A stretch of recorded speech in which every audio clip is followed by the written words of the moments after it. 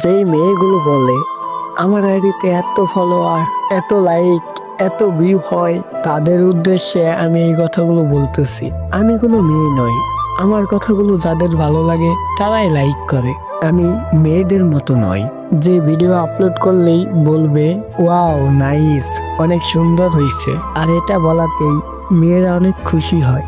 মেয়েদের মতো ফলোয়ার হয় না আমার, তাই আমার ভিডিওতে লাইক করে না, কমেন্ট করে না, কারণ মেয়েদের মতো নয় আমি। মেয়েরা ভিডিও আপলোড করলেই কিছু কিছু ছেলেরা আছে ওয়াও নাইস আপু, অনেক সুন্দর আপনি, এগুলো বলার জন্য।